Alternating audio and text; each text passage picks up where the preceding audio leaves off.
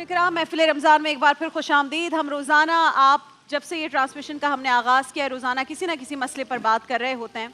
कराची में चूँकि ये ट्रांसमिशन हो रही है, बहुत सारी ऐसी चीज़ें, हादसात जो कराची में रोनमा हुए हैं, चाहे वो किसी का पूरा ख़ानदान या किसी के ख़ानदान का सरपरस्त डंपर के नीचे आकर कुचल गया हो, दुनिया से चला गया हो, और पूरा ख़ानदान इस वक्त अगले दिन क्या खाना है इस बारे में सोच रहा हो, ना कि ये वो गम मना रहा हो कि उसका सरपरस्त चला गया, या फिर जो गुल प्लाजा का पूरा वाक़या हुआ और बहुत सारी फैमिलीज़ यहाँ पर आई, या फिर वो मासूम बच्चा इब्राहिम जो गटर में गिर गया और उसका पूरा ख़ानदान यहाँ पर आया। रोज़ाना एक ना एक मसले को हाईलाइट करके कोशिश कर रहे हैं कि वो जिनके कानों पर जूं तक नहीं रेंगती, शायद किसी की कोई दुहाई सुनकर कुछ बेहतरी आ जाए। और एक ऐसा ही, मैं कहूँगी सिपाही, एक ऐसा ही नौजवान, बहुत ही नौजवान है माशाल्लाह, लेकिन और किस हिम्मत से माशाल्लाह काम करते हैं। चाहे ज़लज़ला हो, सैलाब हो, किसी को खाना खिलाने का मामला हो, कोई भी आफत आ जाए, कोई बड़ी ट्रेजेडी हो जाए, this person is always there. ये खुद वहाँ पहुँचते हैं, इनके रज़ाकार वहाँ पर पहुँचते हैं और कोशिश करते हैं कि उस मसले का हल निकालें, और इनके कहे हुए अल्फाज दिल को छू लेते हैं। JDC फाउंडेशन के रूहे रवा जफर अब्बास साहब हमारे साथ मौजूद हैं। अस्सलाम वालेकुम जफर भाई, आ जाइए। जी वालेकुम सलाम, कैसी हैं बहन आप? खैरियत से? अस्सलाम वालेकुम। वालेकुम तैमूर भाई, खैरियत से आप? आइए प्लीज आइए, बिल्कुल खैरियत से अल्हम्दुलिल्लाह। वेलकम करते हैं आपको हमारे शो में। जफर, मुझे पता है कि आपके लिए ये वैसे पूरा साल आप जफर भाई सबसे वोकल इंसान है मेरे ख्याल से हमारे शहर के, और अगर शहर वोकल तो और भी बहुत सारे लेकिन जफर भाई है, लेकिन जफर भाई ना कंटिन्यूअसली वोकल है, बाकी बात करते हैं फिर गायब हो जाते हैं, ऐसा ही है जफर भाई। हालात इस तरह के हैं शहर के कि आपको खामोश रहने नहीं देते हैं। और देखें ना, लाजमी बात है, आपके सामने कोई तस्वीर, आप वीडियो स्क्रॉल कर रहे हैं और एक तस्वीर आए, माँ उधर टायर के नीचे दबी हुई है, बेटा इधर दबा हुआ है, बाप इधर दबा हुआ है। और सबसे बड़ा कमाल ये है कि इस शहर में जो डंपर नस्ल कुशी कर रहे हैं, खुले हुए गटर जो नस्ल कुशी कर रहे हैं, जो आप सोच सकते हैं, मतलब इंतहा तो ये, कल मेरे बच्चे आ रहे थे कोचिंग से, तो आवारा कुत्तों की इतनी भरमार है, डेली सैकड़ों लोगों को काट रहे हैं कराची में। तो बाइक वाले पे कूद के हमला किया है ताहिर विला चौरंगी पे कुत्ते ने। अल्लाह, मतलब इस शहर के लोगों की तो कोई इज्जत है ही नहीं। मैं तो अभी परसों मैंने बोला भी एक जगह में, मतलब आप देखें कराची की हालत ये कर दी है कि मुझसे कल बात हो रही थी आबिद की, तो आबिद जो आपके चैनल में होते हैं, उन्होंने कहा कि यार हमारे पास एक केस है, और मैंने कहा उस केस को तुम मुझे अलग से मिलवा देना, उसका जो मसला होगा मैं हल कर दूंगा, कोई मुश्किल नहीं है। हमारे पास इस वक्त सबसे बड़ा केस है जिसको हम सब मिलके इग्नोर कर रहे हैं, उस केस को लाओ यार। नौजवान है, खूबसूरत है, वेंटिलेटर पर है, सांस नहीं आ रही है, जीना चाहता था, उसको ज़बरदस्ती मार रहे हैं, दोनों हाथों से उसका गला दबा रहे हैं, उसके जिस्म पे इतनी जख्म लगा दिए हैं कि उसका चेहरा जला दिया तेज़ाब से। तो उसने बोला कौन है वो नौजवान? मैंने उसका नाम कराची है। मतलब आप सोचें, मैं अभी परसों नरसों 3-4 दिन पहले देख रहा था टीवी पे, पंजाब गवर्नमेंट कह रही थी कि KPK गए हम लोग, KPK वालों आओ हम तुम्हें लाहौर दिखाएं, पंजाब दिखाएं क्या होता है ज़िंदगी। हम KPK गए, हमारी तबीयत ख़राब हो गई, कैसे जी रहे हो तुम लोग? मैंने उनसे बोला KPK में देख कर आए हूँ, KPK बहुत अच्छा है, आप कराची देखें, आप मर जाएंगे। 100%। मतलब 2 बजे के बाद रमज़ान में आप कराची की वो सड़क बता दें जहाँ से 15 मिनट का सफ़र आप 1.5 घंटे से कम में करेंगे। जितने हार्ट के पेशेंट हैं शहर के अंदर, जितने लोग हैं जिनको चेस्ट इन्फेक्शन है, बूढ़े हैं जो जी सकते हैं 10-12 साल, 1 साल हो गया पूरा शहर सिर्फ गर्द में हटा हुआ है। सुई गैस की लाइनें डाली, गड्ढे ही बंद नहीं किए। अब वो पूरा शहर खुदा हुआ है, बारिश होती है तो लोग बाइकों समेत मियाँ बीवी बच्चे उस गड्ढे के अंदर, मट्टी नरम हो जाती है। अच्छा, चूंकि वो मियाँ बीवी बच्चे जलील इसलिए हो रहे हैं क्योंकि वो कराची के हैं, इसलिए उनकी कोई इज्जत नहीं है, वो जलील हो रहे हैं, वो अंदर फंसे हुए हैं, लोग देख रहे हैं, किसी की बहन फंसी हुई है। मतलब इंतहा ये है कि हमने सुना सोमालिया में कहत है, सोमालिया में लोग ज़िंदगी कैसी गुजार रहे हैं, लेकिन सोमालिया में किसी का 2 साल का बच्चा गटर में 1 किलोमीटर पे गिर के और लियारी नदी से उसकी लाश नहीं निकलती 6 दिन बाद, वो मौतें दे रहे हैं। तो भाई डंपर से जो इलेक्ट्रीशियन थे शाहिद, उनकी पूरी फैमिली आई हुई थी यहाँ पर, शेखानी भाई आए थे, अली शेखानी भाई 12 लाख रुपए फैमिली को देकर गए। उन्होंने बोला हमारा 50,000 का खर्चा था, जब हमारा 1,000 रुपये 500 रुपये जो भी दिहाड़ी लगती थी ले आते थे, तो कुल 50,000 खर्चा था। उन्होंने कहा मैं 2 साल के पैसे देकर जा रहा हूँ। उस माँ की ना एक बात, कुछ चीज़ें अटक जाती हैं दिमाग में। उन्होंने कहा कि वो मेरे शौहर जिस बाइक पर थे जब उनको कुचला गया, वो बाइक भी पुलिस वालों ने वापस नहीं की कि मेरा बेटा चला ले और कोई काम कर ले। मैं आपको फिर बताऊं, देखिए छोटी सी बात है, मैं और आप अभी मेरे यहाँ बैठे अटक हैं, गई ये दिमाग में बात ये। मैं और आप यहाँ बैठे हैं, यहाँ स्टूडियो में आपके सैकड़ों लोग मौजूद हैं। क्या गुल प्लाजा के अंदर से सारी लाशें निकल के फैमिलीज को मिल चुकी हैं? नहीं। जब बिल्डिंग पिलर पे पिलर, छत पे छत गिरी हुई है, उठी ही नहीं तो लाशें कहाँ से कल निकली? को दुबई क्रॉकरी वाले हमारे पास आए हुए थे, कह रहे हैं कि 4 बजे तक कोई आग नहीं पहुंची थी ऊपर, हम खुद गए। तो वीडियो नहीं देखी आपने? हाँ। वो जो ऊपर से लोग फैमिलीज वीडियो बना रही हैं, खिड़की बारीक सी खुली है, नहीं खुल रही उनसे, वो उसमें कह तो रहे हैं आप वहाँ कि हम बच जाएंगे। पहुंच गए थे ज़फर, हाँ मुझे हाँ, बताएं। मैं वो पहला आदमी था जिसने 1 घंटे बाद वीडियो बनाई और उसमें बोला कि जिस तरह से ये ऑपरेशन हो रहा है, धक्का लगा के ला रहे हो, फायर ब्रिगेड वापस जा रही है तो डीजल नहीं है, गाड़ी आ रही है तो पानी नहीं है। मैंने उसी वक्त कहा ये 3 लोगों के मरने का मामला नहीं है, एविडेंस मौजूद है, मेरे पेज पे वीडियो देख लें। मैंने कहा 3 का वाकया नहीं है, ये साइड एरिया से बड़ा वाकया बनेगा और मैं आपको बता दूं ये आखिर में किलो के हिसाब से हड्डियां मिलेंगी सबको। ये बात मैंने किस दिन बताई? कि जिस दिन ये वाकया हुआ। तो अगर मेरे पास तजुर्बा नहीं था तो मैं गलत साबित होता। एक आदमी है, उसकी हाइट, उसका बेटा है जवान 30 साल का, कड़ियल जवान है, उसकी हाइट है 5'8", 6। आपने जब उसके घर बॉडी पहुंचाई इतने बड़े डब्बे में, 1 महीने वाले बच्चे के डब्बे में, कि ये रही, तो कयामत देखे ना कितनी बड़ी है। भाई मैं गुम हो गया हूं, मेरी फैमिली पूरी जिंदगी तड़पेगी, हर ईद पे रोएगी कि हमारा बच्चा जिंदा है कि मुर्दा है। किसी के बच्चे की शादी में जाएंगे, हमें याद करेंगे, किसी के यहाँ औलाद होगी, हमें याद करेंगे कि जफर होता उसकी यहाँ भी औलाद होती है। ये कौन सी कयामत है कि भाई एक बिल्डिंग है उसमें 4थी मंजिल पे लोग जिंदा खड़े हैं, तुम्हारे पास कौन सा डिपार्टमेंट नहीं है? SBCA नहीं था तुम्हारे पास? बगैर तुम्हें पैसा दिए अगर एक कमरा भी डालने बचता है। SBCA की जिम्मेदारी थी कि आग लगने के बाद पहुंचते इस बिल्डिंग को ऐसे खोल देते चारों तरफ से। भाई आपके पास अगर स्नार्कल नहीं है, आपके पास छेनी हथौड़ा तो था, चौरंगियों से मजदूरों को बुलाते। मैं 2022 के सैलाब में राशन पैक कर रहा था, मैंने 35 लाख बोरे राशन बांटा, जिसमें 50,000 राशन हमने एयरफोर्स की बेस पे पैक किया, 25,000 नेवी और मतलब 50,000 रेंजर्स। बिल्कुल। तो एयरफोर्स के पास जो थी वो जगह जो उन्होंने हमें दी थी वो कम पड़ गई बेस, तो उन्होंने मुझे फौरन नश्तर पार्क ग्राउंड कराया।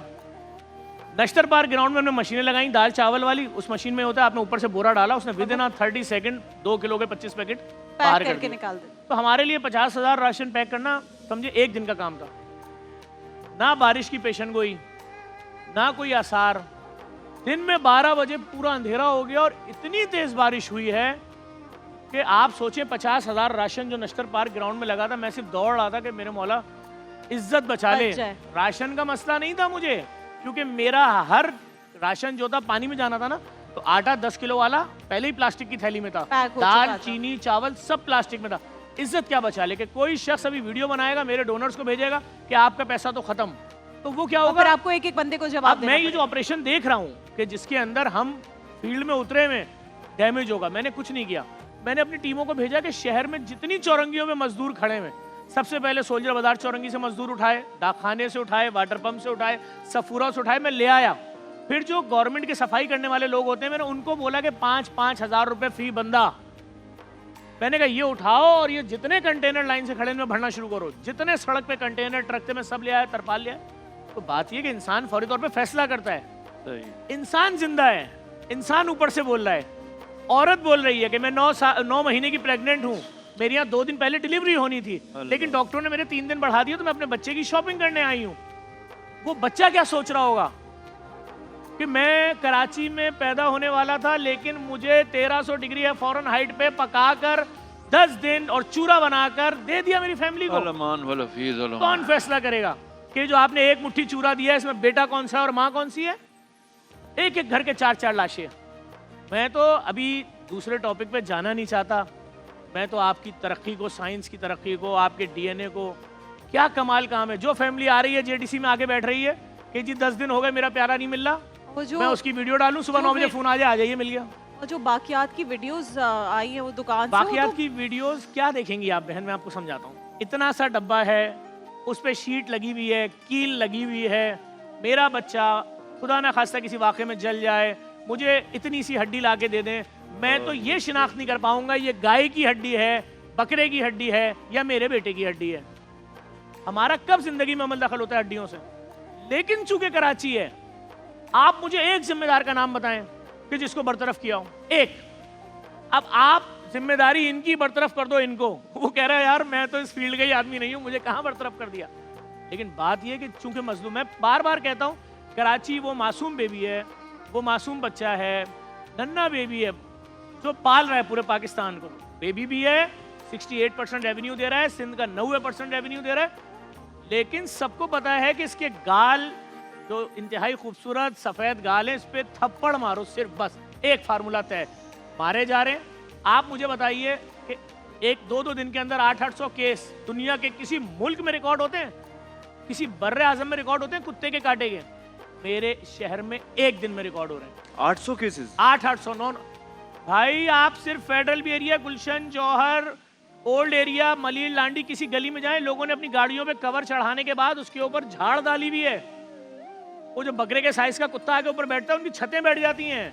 किसी की मेहरान गाड़ी है, किसी की खैबर गाड़ी है, किसी की ऑल्टो गाड़ी है।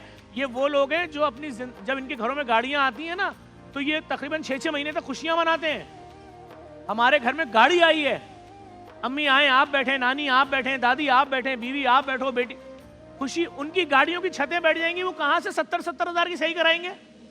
अच्छा चलें, छोड़िए, मेरा बच्चा स्कूल जा रहा है, आपने तस्वीरें देखी हैं जो भी एक अस्पताल ने शाया की है, सरकारी अस्पताल ने? नाक खा गया कुत्ता, बच्चा यूं खड़ा हुआ है, उसको पता ही नहीं, मुंह खोला हुआ है, मुंह से सांस ले रहा है। कान खा गया कुत्ता, नमाज पढ़ने जा रहे थे बुजुर्ग, इस पाँव के पीछे का गोश्त ले गया कुत्ता। मेरे बाप को नमाज पढ़ने जाए, 6 कुत्ते रोड पे खींच रहे हो। इसका हल क्या है? ये तो एक तो ये हमारा भी देखें, ये तो दो तरीके से गलत है ना। जैसे हम किसी बाहर मुल्क में जाते हैं, वहाँ पर यही कुत्ते बिल्लियां या आप पे हमला नहीं करते। हमने तो बच्चों को भी बचपन से सिखाया कि जी कुत्ते को पत्थर मारो, बेचारे वो तुम कटे भी घूम रहे हैं। जी मुझे बताएं हल क्या है? इसका हल ये है कि जब मेरे इनके जैसे लोग उन सीटों पे बैठे होंगे जहां फैसले होने, तो मामलात सीधे होंगे। आप पुल के उस पार रहते हैं, आपके घर में 2 करोड़ रुपए का कुत्ता है। मुझे एक साहब ने कुत्ता दिखाया जी, 80 करोड़ का कुत्ता है, इसमें चिप लगी हुई है। और भाई जो मेरी गली में कुत्ते घूम रहे हैं, उनके गले में जख्म है। परसों जो बुजुर्ग दफन हुआ है, उसकी मरने से पहले की वीडियो तो देख लें, उससे सवाल उर्दू में हो रहा है, वो जवाब किस जबान में दे रहा है देख तो लें। रेबीज कर क्या रही है हाल इंसानों का। वो अकेला दफन नहीं हुआ, 4 साल की बच्ची भी दफन हुई। अभी उन दोनों को दफन करके घर नहीं पहुंचे थे, परसों की बात कर रहा हूँ, कुत्ते के काटे कि टैंकर 2 लोगों को रौंद के चला गया। क्या जुल्म है? यही कराची है। 78 में चाइना के इंजीनियर बैठे हुए थे ऐसे करके, और हबीब बैंक प्लाजा देख रहे थे कि तुम कौन लोग हो, तुमने कौन सी टेक्नोलॉजी इस्तेमाल की है, ये तुमने क्या बनाया है। नहीं, वो अभी हमने सुना है कि जी वो जरदारी साहब ने नोटिस लिया है कि ये टीवी पर क्यों इतना कराची को मैं फिर बताऊं, कह रहे 3 महीने मुझे सड़कें बनी हुई चाहिए। कैसे बनेगी 3 महीने? मैं बताता हूँ, इस 3 महीने की खबर ने हमें ऐसा कर दिया है कि हम दुबई शिफ्ट हो गए। खुशी कि तुम्हें नजर आया, तुमने अपने वुज़रा और अपने सबको बोला कि कराची को, मसला क्या है? आप सिर्फ कराची यूनिवर्सिटी से लेकर जेल चौरंगी तक आके दिखाइए बाइक के ऊपर। आप किसी की माँ बहन बेटी नहीं है। ये बिल्कुल हकीकत है, मेरी रिहाइश वहीं है, बिल्कुल हकीकत है। यहाँ से वहाँ, अब मुझे पीटीवी सेंटर जाना होता है ना, तो मैं यहाँ से वहाँ जाने के लिए मुझे आधा घंटा लग जाता है, हालांकि सिर्फ इतना सा रास्ता है कि 5 मिनट भी नहीं लगते। हम तीसरे दर्जे की भी जिंदगी होती है दुनिया में, हम तो 10वें दर्जे की जिंदगी गुजार रहे हैं। अच्छा चलो भाई, आप ये बोलो कराची में उर्दू स्पीकिंग है इसलिए हमें नफरत है कराची से। नो, कराची में अगर उर्दू स्पीकिंग 3 करोड़ है तो कम से कम 1-1 करोड़ बाकी सब हैं। कराची में सिंधी हैं करोड़ों में, कराची में सराइकी हैं, कराची में पख्तून हैं, कराची में बलोच हैं, कराची में कौन सी जबान नहीं है। उसके बाद गैर मुल्कियों पे आइए, बर्मी, बंगाली, नाइजेरियन, अफगानी। कराची सबको ऐसे करके सीने लगा रहा है, लेकिन जो इधर आ रहा है 2 थप्पड़ मार के जा रहा है। मैं आपको बड़ी सिंपल सी बात बताऊंगा, कराची में जो गरीब हो, अमीर हो, मिडिल क्लास, तुम्हारी बाइक 60 की स्पीड से तेज चली गई है शारे फैसल पे, तो 12,000 10,000 भर दो। अरे बाइक की कीमत 12,000 रुपए है, क्या बनेगा इसका? इसी बाइक पे रोजगार था। अच्छा भाई, तो ये जो डंपर शहर में चल रहे हैं, जो लोगों को भी रौंद रहे हैं, इनका चालान कभी आपने अपनी आंखों से देखा? किसी रक्षे का चालान आपने देखा? और मोस्टली एक्सीडेंट्स उस टाइम पे हो रहे हैं जिस वक्त इनको अलाउड नहीं है चलना। कोई इस पे बात नहीं कर रहा कि ये इस वक्त सड़क पे कल है मैं रास्ते में आ रहा था, कल 2 डंपर सामने थे। मैं आपको कमाल दिखाता हूँ। डंपर का चालान मैंने नहीं देखा, ट्रॉलरों का चालान मैंने नहीं देखा, रक्षे का चालान मैंने नहीं देखा, चिंची का चालान मैंने नहीं देखा। क्यों नहीं देखा? उनकी यूनियंस हैं, वो कहेंगे हम 2 मिनट बाद ऑयल टैंकर खड़े करेंगे यहां से वहां तक। तो अच्छा, जिसके पीछे कोई होगा उसकी इज्जत है इस शहर में, सही है। तो अवाम का कोई नहीं है। ये गरीब है, ये माँ की दवाई के पैसे जमा कर रहा था, परेशानी में जा रहा था। सारे पैसे दुनिया में 60 से एक ऊपर जाने 61 पे चालान होता है।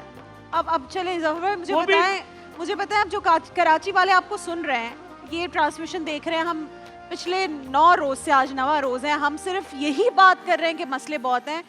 हम उम्मीद रखें कि कुछ अच्छा होने वाला है, कुछ अच्छा हो सकता है। कोई जफर अब्बास के पास कोई सलूशन है? नहीं।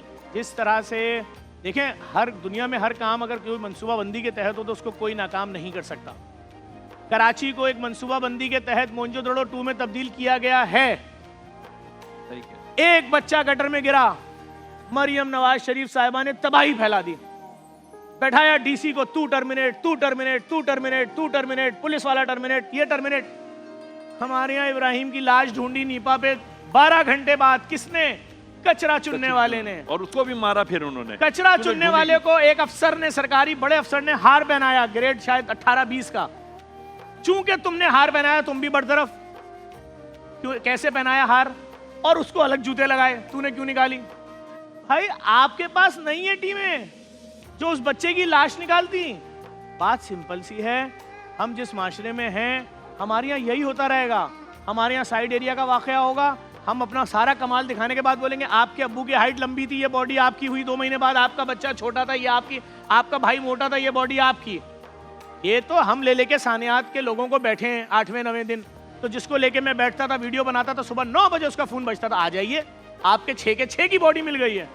वाह, जिसने जो कुछ किया है ये मत समझे कि मकाफाते अमल नहीं होगा।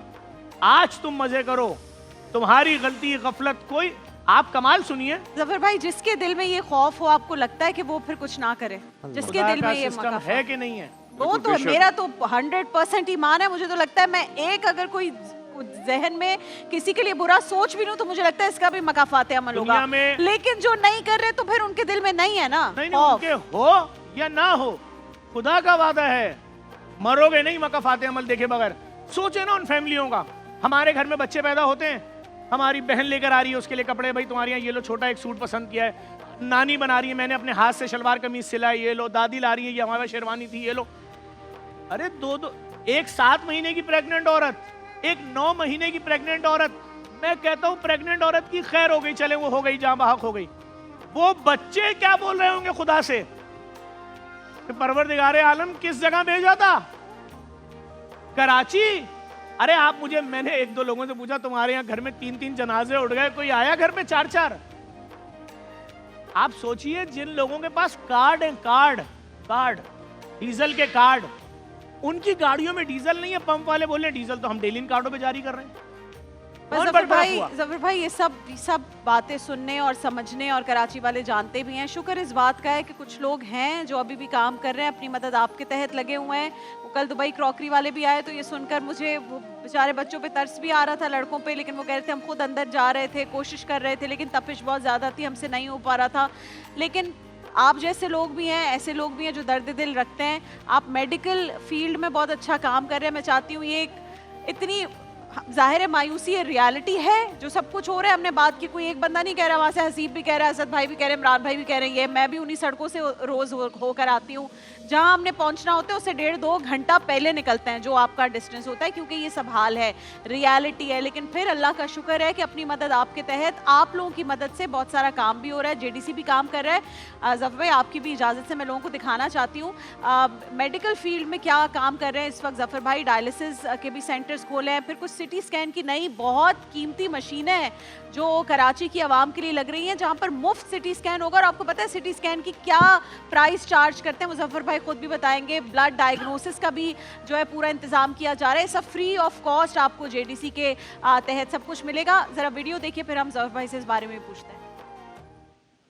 में किसी एक ऐसे इदारे में खड़ा हुआ हूँ जहाँ खून का टेस्ट होता है, लोग भरे हुए हैं, और यहाँ खून टेस्ट कराने के लिए लोग आते हैं जहाँ उनको कहते हैं खून का टेस्ट करना है, मगर उसके पैसे नहीं होते उनके पास। हैरत की बात है, यहाँ वो टेस्ट बगैर पैसों के किए जाते हैं और जदीद मशीनों पर। कराची इतना बड़ा शहर है, 3 करोड़ लोग रहते हैं और तकरीबन हर घर में किसी न किसी को डायलिसिस की ज़रूरत होती है। कहाँ जाएं? पैसे नहीं है, अमीर लोग तो करवा लेते हैं, मगर जेडीसी ने जदीद तरीन प्लांट, जदीद तरीन मशीनें और एक जगह नहीं, हर जगह सेंटर्स खोल दिए हैं जहाँ पैसे देना नहीं पड़ते। जेडीसी ने स्कूल कायम किए हैं जहाँ मुफ्त तालीम दी जा रही है, ओ लेवल्स तक के बच्चे लैपटॉप पे बैठे हुए काम कर रहे हैं और पढ़ाने वाले भी, उनकी तनख्वाह लाखों में दी जा रही है और जबकि एक आना बच्चों से नहीं लेते। ज़फ़र अब्बास साहब को जो लोग भी जानते हैं और मैं इनके डायलिसिस सेंटर्स में जब भी कभी कुछ भी हो रहा है, 2.5 साल हो गए। जी जी माशाल्लाह, और कभी ये नहीं पूछते जी आप किस कौमियत से ताल्लुक है, आपका फ़िरका क्या है, आपका मसलक क्या है, बस आपको अगर ज़रूरत है आप वहाँ पर आएंगे, आपका काम होगा। ज़फ़र अब्बास साहब मुझे बताइएगा इन सेंटर्स के बारे में, कितनी ज़रूरत है इस वक्त कराची के अवाम को, और जो भी आप ये डायलिसिस का चाहे मामला हो या फिर सिटी स्कैन का, ये असल में कितने का होता है और फिर आपके यहाँ तो ज़ाहिर है फ्री ऑफ कॉस्ट। देखिए, मैंने 4 साल पहले एक वीडियो जारी की थी जिसमें मैंने येलो पेपर शाया किया था। उसमें मैंने बताया HB1C टेस्ट तुम पैसा देते हो 5,000, बड़ी लैब में देते हो 7,000, उससे बड़ी लैब में देते हो शायद 14,000। ये तीनों लैब चैरिटी ऑर्गेनाइजेशंस की है। इसकी असल कीमत तो 80 रुपये। मैंने दूसरा टेस्ट बताया विटामिन D, तुम इसके एक लैब में देते हो 6,000, दूसरी में देते हो 8,000, तीसरी में शायद 9,000। ये तीनों चैरिटी लैब्स हैं इदारों की। इसकी असल कीमत है 250 रुपये। मैंने पूरी एक लिस्ट जारी कर दी कि ये तुम जो टेस्ट 63,000 रुपये में करा रहे हो, इनकी असल कीमत तो 1,100 रुपये है। उस 1,100 में पेट्रोल, फ्यूल, तनख्वाहें सब कुछ शामिल है। मेरे खिलाफ एक मुनज़्ज़म कैंपेन सोशल मीडिया पे शुरू हो गई क्योंकि ये अरबों खरबों रुपए का माफिया है। बिल्कुल। मैंने कहा कोई बात नहीं, आप चलाइए। उन्होंने कैंपेन चलाई, मैंने सीमेंस का जर्मनी से TLA प्लांट उतार दिया। कैंपेन चल रही थी, मैंने हांगकांग से स्नाइप का प्लांट उतार दिया। मैंने अमेरिका से बैकमैन 7th वर्जन उतार दिया। ये वो मशीनें जिसमें इंसानी हाथ का अमल दखल नहीं है। कितने की होती है मशीन? ये अरबों रुपए की। अच्छा, अब इसमें क्या है कि आपके जी 12 टेस्ट हैं। अच्छा, 12 टेस्ट क्यों हैं? मुझे बुखार हो रहा है, आप डॉक्टर हो, इतना पढ़ के आए हो, आपने तो लिखना है या डेंगू है या मलेरिया है। आपने 12 टेस्ट इसलिए लिखे हैं कि लैब आपके अकाउंट में फौरी आधे पैसे ट्रांसफर कर देगी। कमीशन है आपका। कुछ अच्छी लैब्स हों और कुछ अच्छे डॉक्टर। जफर भाई, कभी आपने पॉलिटिकल पार्टी बनाने का सोचा कराची के लिए? सर मैं देखिए, मैंने तो 2 साल पहले पहली रमजान को बोला था मैं और मेरी फैमिली फल नहीं खरीद रहे, तो पूरे कराची ने नहीं खरीदा था। मुझे पॉलिटिकल पार्टी नहीं बनानी। मैं अपने लोगों के दुख दर्द हल करना चाहता हूँ। मेरे लिए बहुत बड़ी जिल्लत की बात है कि पाकिस्तान में हर 3 में से एक औरत को ब्रेस्ट कैंसर है, लेकिन वो मरती इसलिए है कि उसके पास टेस्ट कराने के, पहला test PET CT scan mammography 1.5 lakh रुपए का, जिसकी असल कीमत शायद 10,000 भी नहीं है। पॉलिटिक्स में नहीं आना आपने? नहीं, कोई ऐसा नहीं। अगर तंग करेंगे, गला दबाएंगे, मारेंगे, नस्लकुशी करेंगे, हमें काम नहीं करने देंगे, उस वक्त के फैसले उस वक्त होंगे। लेकिन अभी तो हम चाहते हैं हमें काम करने दो लोगों को। हम लोगों की भलाई के लिए कर रहे हैं। आप यकीन करें, डायलिसिस का एक मरीज जब तक कब्र में नहीं जाएगा, हर एक दिन बाद 15,000 का उसको डायलिसिस कराना है। महीने का 2.5 लाख कहाँ से लाएगा? मैंने हर चौरंगी पे फ्री डायलिसिस सेंटर खोल दिए हैं, हर चौरंगी पे। अल्लाह ताला आपको और बहुत हिम्मत दे, ज़फ़र अब्बास साहब। और JDC में जो लोग भी आप सब जानते हैं, मुझे बताने की जरूरत नहीं, आपने सब कुछ सुना। दानिश भाई, मैं एक बात करना चाहता हूँ कि इतने सारे मसाइल हैं और एक में बहुत ज़रूरी मसाइल जो हमारी सबकी बहुत अशद ज़रूरत है, पानी नहीं पहुँच रहा लोगों के घरों में। देखिए, आए दिन पानी आएगा, डीजे में तो आता ही नहीं है। पानी टैंकर में आएगा, गैस आएगी, सिलेंडर में आएगी। पहली रमजान को जिस वक्त हमने तरावियों की आवाजें सुननी थी, हमने रोजे सहर अफ्तार के सायरन सुनने थे, हमने धमाका सुना, 16 लाशें जली भी निकाली। उसके बाद दूसरा धमाका हमने सिलेंडर का नॉर्थ नाजिबाद में सुना। क्या वो मुसलमान नहीं थे? उनका हक नहीं था ईद करते अपने बच्चों के साथ? पूरी फैमिलियां कब्र के अंदर, लेकिन ना कोई बरतरफ हुआ, ना कोई जिम्मेदार ठहरा। जुल्म हो रहा है, कराची के साथ जुल्म हो रहा है। मुझसे पूछा ना केस, मैंने कहा कराची से बड़ा केस क्या है? आपने कराची को मजाक बना दिया। वेंटिलेटर पर है हमारा शहर भाई, जफर भाई वेंटिलेटर पर है। वेंटिलेटर पे कौन है पाकिस्तान? ठीक है, मसले बहुत हैं इमरान भाई, हम रोजाना ये डिस्कस कर रहे हैं, लेकिन इस दुआ के साथ, इस उम्मीद के साथ कि कराची वाले खुद भी अपनी हालत बेहतर करने की पूरी कोशिश करें, क्योंकि यही आई थिंक सोल्यूशन रह गया। जो जफर भाई ने तो वैसे कह दिया कोई सोल्यूशन नहीं है। देखिए महफिल रमजान लाइव ट्रांसमिशन रोजाना दोपहर 2 बजे से सिर्फ ग्रीन एंटरटेनमेंट।